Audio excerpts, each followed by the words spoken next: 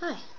I saw another girl on Tumblr who had a video post about the hardest thing that she ever went through, so I thought that I'd do a video post of the hardest thing I ever went through. It just happens to be that both of our things would be a chronic pain condition called Interstitial Cystitis. I guess you could say that my pain started when I was around 12, and that's also the time that I started my period, so the doctors thought, oh, she's just being dramatic, it's just cramps. So that's what they pretty much blamed it on, and then I guess it progressed, you could say, but then I went to the gynecologist when I was 15, just because of pain, because of the pain I was on birth control. It helped a little bit, but it still wasn't handling it, so I had to go to routine checkups, and she began thinking that I could have endometriosis, but it was possible that I could have interstitial cystitis. So just to make sure, she sent me to a urologist, and he also thought that because of the pain areas that it would be endometriosis, but he wanted to do a cystoscopy to check for IC. And seeing as he was going to do a surgery, my gynecologist wanted to do a surgery as well. She did a laparoscopy.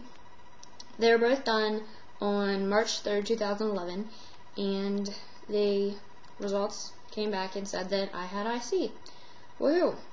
We were all really shocked because my mom, my family, even all the doctors, they thought it was endometriosis, which I guess I'm glad it wasn't endometriosis, just because that has such a toll on your fertility and stuff like that, and I guess the growths that come with it. I don't know, but I did a lot of research on IC because this was new to me. I did so much on endometriosis because that's what I thought I had, but here's this new disease that I was clueless about.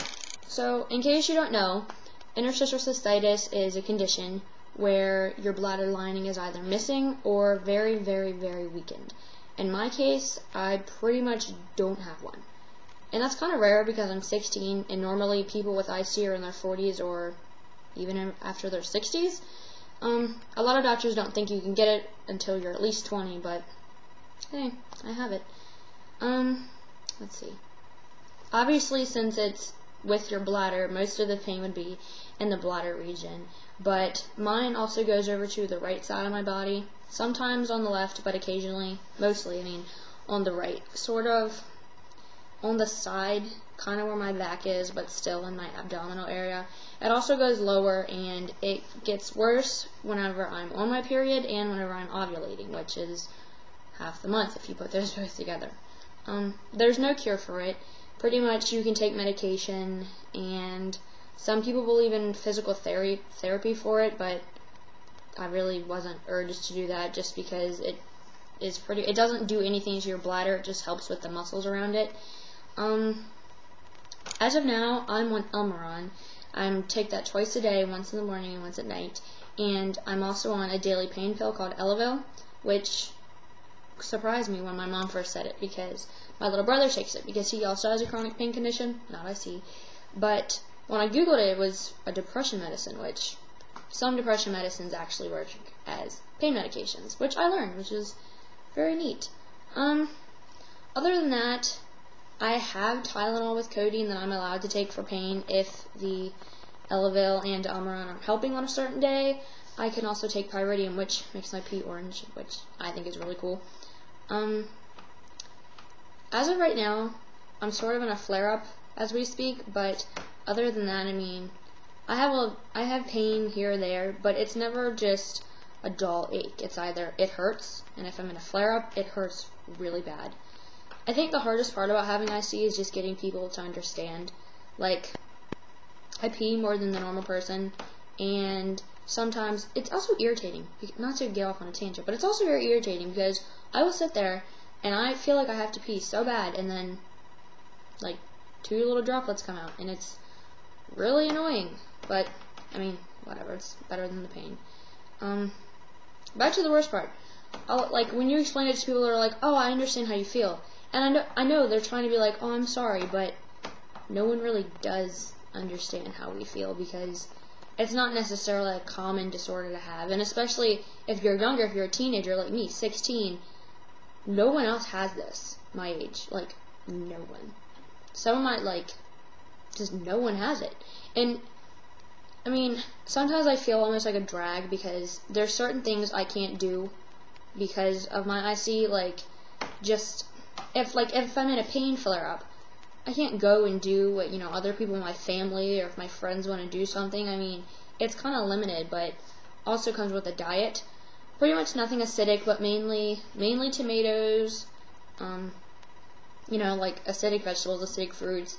Then comes the soda, which they say no soda, but I find that I do okay with Sprite because I know it's caffeine free.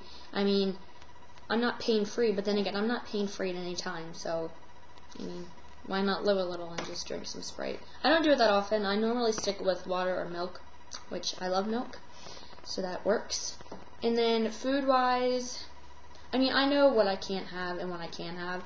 It's just really tempting because, you know, the family will be like, oh, let's order pizza tonight, and then I'll just be sitting there, oh, cool, let's order pizza tonight. I can't have that. But, I mean, my mom, she's pretty understanding with, well, I mean, obviously she's very understanding with it, but when it comes to cooking, she'll always make something extra for me, like if I can't have it. So, for example, if they're having spaghetti, I'll have Alfredo, or if they're having pizza, like if they're calling pizza in, I will get a, if it's from Domino's, I think Domino's is a worldwide thing, I mean, nationwide thing, I get a little bread bowl, and that's pretty nice. And then if not, I'll just order, I don't know, sometimes different pizza places have fries, other pizza places have the little cheese stuffed breadsticks, which are very good. And I'm sorry if I'm talking a lot, it's just, it's always kind of nice to explain this to someone, that, because I guess I'm going to tag it with interstitial cystitis, and I guess most of the people that will see this will have IC, or are in the process of getting diagnosed with IC. I mean, I have my good days and my bad days. Heating pads, they help, but I almost think that they almost just help because they're warm, and who doesn't like being warm? Trying to think if there's anything else I should put in here. Oh yeah, if you keep going to the doctors because you have pain, and they keep telling you, oh, it's all in your head, it's all in your head, you're imagining this. No, don't accept that for an answer, because you won't get an answer until you persist and persist and persist. I can't tell you how many times from how many different doctors I've been told that I'm just being a dramatic teenager or that I want attention or something, but this is a lifelong, non-curable disease. So it's good to get it diagnosed, because then you can get on the medication. Oh, and I forgot to mention this. Elmeron, pretty much, it takes at least 6 months to kick in, and it doesn't work for everyone. Like, for me personally, it's not really working, but then again, it's not doing any harm for me to take it, so that's why I keep taking it. But then again, the pain pills, they pretty much work. But seeing as I'm babbling like an idiot, I'm going to stop this. But if anyone has any questions or comments or anything, or if anyone else just wants to talk about IC, I am always here, and you can find me on Facebook. My name would be Kylie Danielle, and then you can just talk to me on Tumblr and any other means of ways that you have. So, thank you for listening, and I hope, I said and like 5 times, but oh well. Hope you guys are doing pretty good in the pain area, so thanks for watching.